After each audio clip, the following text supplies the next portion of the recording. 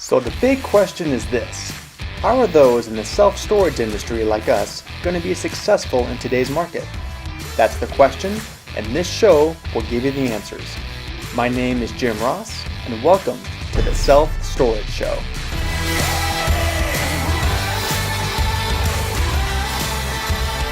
Hi everyone, this is Jim Ross from the Self-Storage Show. This episode, I got Gary Edmonds. He's a self-storage owner of a few properties in Illinois. So glad to have you on. How's it going, Gary? Oh, it's a beautiful day here.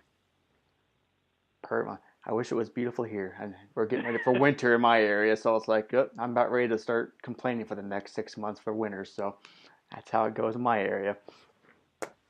Well, it's a little brisk here today too, but every day is a good day because there are bad days, and this isn't one of them. Well, good outlook. I figure if you wake up that morning, that's a good day. I don't care what else is going on. Exactly. As I always do, just being the self-proclaimed storage nerd that I am, I always, read all different articles and blogs and all that kind of stuff. And I came across your article. What was it called here? Storing Ain't Easy. A day in the life of an independent self-storage operator. Caught my eye. I love it. So that's why I reached out to you, wanted to have you on and kind of talk a little bit about that. So I guess first of all, kind of tell us a little about yourself and how you got in the industry. Well, I got into storage about 19 years ago. And I've told people that divorce was the reason I got into self-storage. Thankfully, it was not my divorce, but somebody else's divorce that led to them needing to sell their storage property, and they talked to me, and I ended up buying it. I'd been in the residential world for a while and was getting tired of, all the problems that come with residential real estate, and saw storage as an opportunity to go a little different direction, maybe a little less time-critical work, no plumbing, HVAC incidents or anything like that you had to respond to in the middle of the night. And we rent air. It's amazing. Exactly. And now I realize since that time, with the climate control and everything, there's more of those challenges, but it's still not like renting residential space. Yep. And anyway, that's how I got into it. And that was our first purchase, and we've refined what we do a little bit, and we've added a few properties since then, but that's how I got started, and I still enjoy the heck out of it. I'm still, in fact, I'm probably as motivated now as at any time in the last 19 years. It's just it's a great industry, and it's a great place to be, and kind of like the article I wrote, no 2 days are the same, and it's just a good. I really enjoy the heck out of self-storage. But again, sometimes people hear like, "Oh, I'll tell people I'm in self-storage," and they kind of give me like that, ugh, that kind of look. You know the look, but no, it's again, if you find the right niche and then you're passionate about it, I don't care what kind of business it is. So no, kudos. That's awesome that what, if you don't mind me putting you a little on the spot, I mean, what do you specifically like about the storage industry?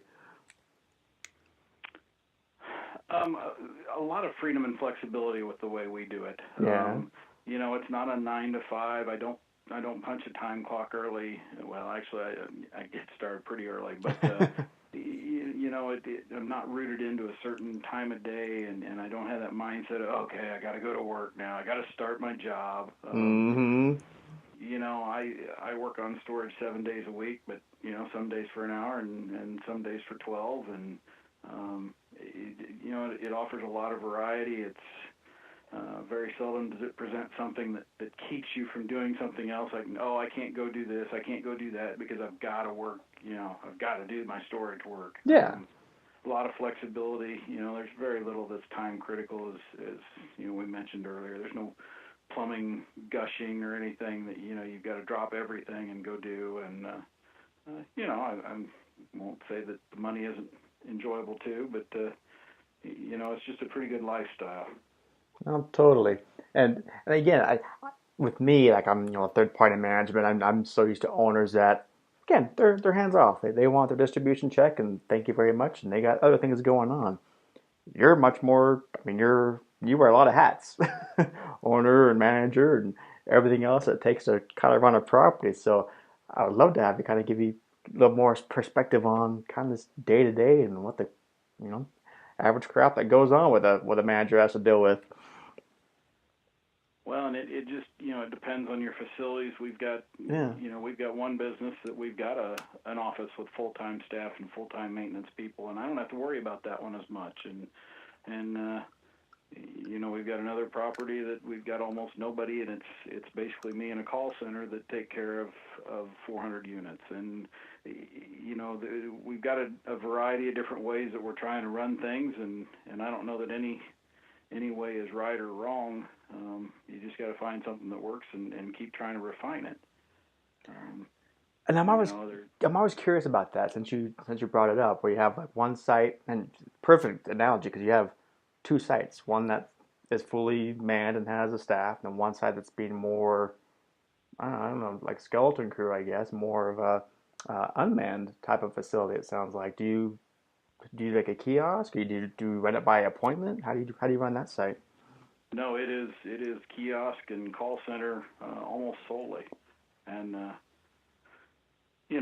there's a lot of things that we don't do right. I understand that. But when you get your labor costs down to essentially zero, you don't have to be sexy and 90% occupied to run a profitable facility. And now that doesn't mean that we don't have challenges.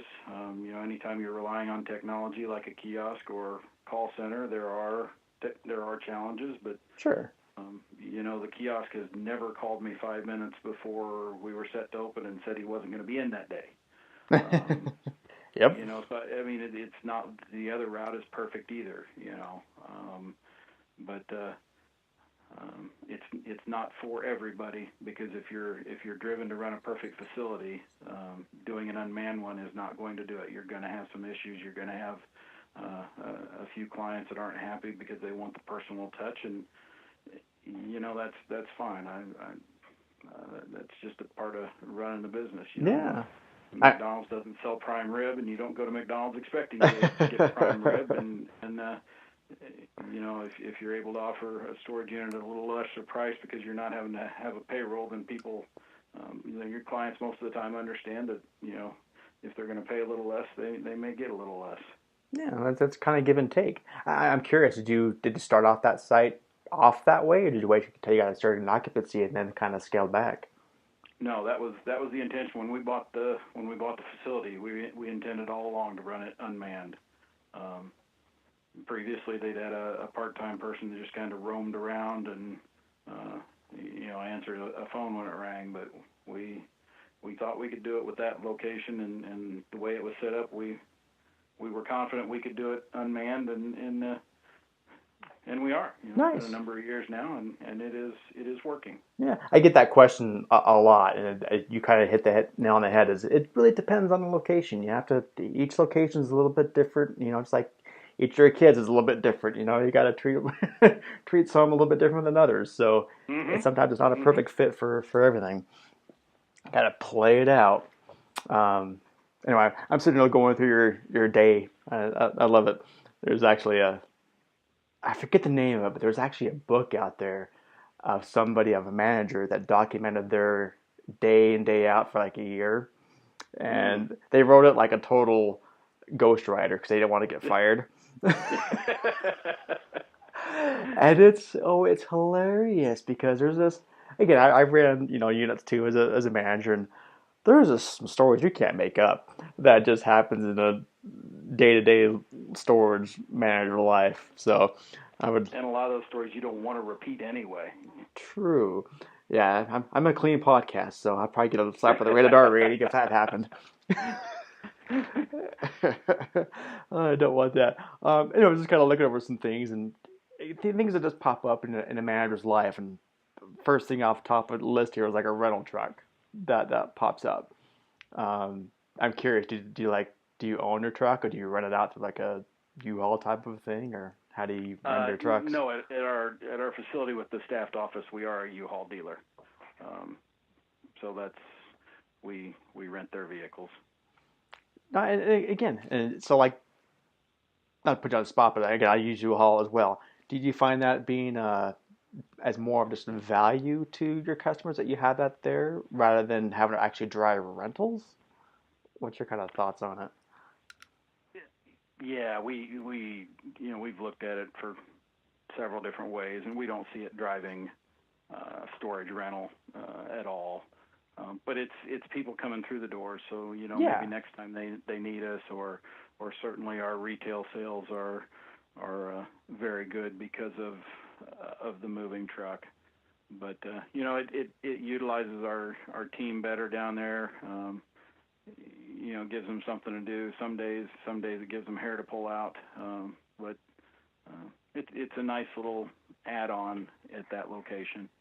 yeah, and that's kind of what I found as well. It comes to it's not so much of a driving rentals per se, but it's nice to have that as an auxiliary product to offer.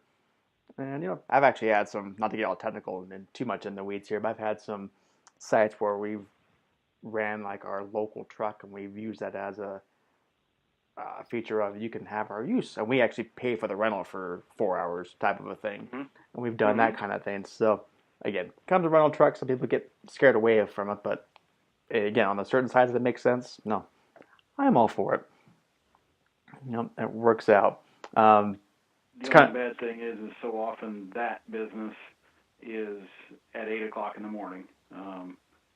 Because the it people there starts. get their day started, and so oftentimes, as you know, 8 o'clock in the morning is not always the slowest time of day, and if you could just spread that time out a little bit and have them show up at 9:15 instead of 8 o'clock, life would go a lot better. But Mm-hmm. we can't control it, and again, that's part of the joy of the storage world is it's always fun and diverse.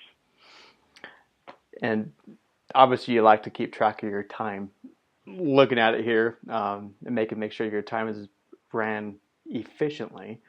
Um, do you guys kind of have like a regular routine, like things are done on a daily basis, weekly basis, monthly basis, that kind of thing? We try. Um, the last couple years, I've realized that it's just so hard to get time back once it's gone by, and I've become a lot more interested in doing things to save time and be more efficient. And if you can get a schedule going to where you know exactly what's going on, and if you can plan for other things, then uh, you're better off than just going, I want to get this done tomorrow. Well, what time? How are you going to go about doing that? And that carries over a lot to what we're trying to do in the offices. Because if everybody can get more efficient, we can get more done, and we can rent more units, and everybody's happier when we rent more units. Yep, that's the number one goal. I mean, all kind Yeah, of runs, it all circles around that. That's rent the units. yeah. So, you were talking about like of course, you value business development. I don't know if you can kind of give me more insight on what you meant on that. Well, the way my mind works, you've got your everyday duties, and Mm-hmm. it's kind of like doing dishes and doing laundry and things like that around the house. You got to do it, but it's not adding to your life. It's not getting you where you want to be. Um, and the business development, the way I look at it is that's what's making your business more value. That's what's making Jim or Gary more money. That's what's really driving the business, as opposed to just being open for a certain number of hours and answering the phone and waiting on the people to walk in that day. And that business development is everything from working on social media to a marketing campaign to working with your web designer to update things to just and then sometimes it's looking at the bills and going, okay, now how can I cut back a little bit here. I don't place a lot of emphasis on that waiting on the client during the day, because that's just going to happen. Um, but the business development is what builds your business and makes you better. And if you don't continually focus on doing that instead of just taking payments, then you're always just going to be stuck on taking payments, and you're going to find yourself 6 months down the road drifting and running out of phone calls. 100% agree. I mean, I wrote a book about a year ago now, it seems like, maybe even longer. And I ended it, the last chapter was exactly that. And I call it the 1% difference. Like every day, just every day, pick an aspect of your business. I don't care if it's marketing or even drill down even further down as far as like your Facebook page or your website or whatever. And then look at your sales calls or look at just at your operations. Just pick one aspect of it each day and just think about how can I make that 1% better. That's it. Don't get all crazy and all that and try to think of if we're going to overhaul everything. Just constant and never-ending improvement. How can I make it 1% better, 1% more efficient, 1% more effective, whatever. And it just starts to snowball on you. And after, 365 days later, yeah, you're a lot farther ahead 1 year later than you would have if you never just focused on it. So And some people go, oh well, I can't, I gotta maintain a grip on my past dues and everything. Trust me, a year from now, those same past dues are going to be there. You're still going to have those calls. You're still going to, but if that's what you've ended up focusing on, then indeed you're not going to have the business that you want to have. It's allocating the time. I mean, it totally is. We can all get busy and just running the sites and all that, but seriously, if you can just allocate just a certain portion of the day, or just make sure there's a certain amount of time, and it might be 10 minutes here, 15 minutes there, 20 minutes, that kind of thing, and just have it become a habit, part of running an operation. Yeah, it makes a huge difference because again, like I said, the day-to-day stuff that's always there. That's just part of running the business. But if you can focus on making certain things a little bit better than 1% better, yeah, everybody wins. It makes managers are happier, owners are happier, tenants are happier. So it's all a good thing. Amen. Well, Amen. Well, perfect. I didn't quite realize our conversation was going to kind of lead into a constant, never-ending improvement chat, but no, we're totally both aligned on that. So I'm glad you feel the same way. Well, that dovetails in with. I was reading a book recently on time management, and it talked about your MIT, your most important task. Mm-hmm. And that's exactly what you and I have both just been talking about. Is your most important task as the owner of a mini storage unit making past due calls? No. It's about that business development. No different than the owner of a car dealership is not focused on selling a car. He's focused on building his business, and he's got people to sell cars and people to fix cars and everything. And if he's focused on that individual task, then he's losing sight of what his role in the organization is. And my most important task, obviously there's family, religion, all those things. But once you start talking about business, my most important task is developing my business, and that is not, necessarily taking care of the day-to-day details. And that's exactly what you're saying about your 1%, and just you got to maintain that focus on what's eventually going to make you the most money. Yeah, and it's not to play the fear tactic, but I mean, if you're not working on your business, well, there's going to be someone else coming down the pipeline here very shortly in your area that will. Mm-hmm. And Absolutely. Yep, you got to stay focused and be sharp and be on top of your game. Well, good. Well, again, I think we got a lot of value out of this one. I don't want to take any more of your time because hey, you're busy. You got stuff to do. Go run some sites. I appreciate that. I appreciate the offer and being on here, and I hope it turned out the way you wanted. It did. It was fun. I really appreciate it. So thanks again, Gary. Well, I want to do this again. It'd be fun. So thanks a lot for your time. All right, take care. See ya. Thank you. Bye-bye. Bye. Thanks for supporting the show. I want to let you know that we've just opened up our brand new free private Facebook group. There I'll be having some extra special content not found anywhere else. If you really want your facility to be a success in today's market, then this is going to be the place for you. You can request to join us at selfstoragecommunity.com or search for Self Storage Domination Community on Facebook.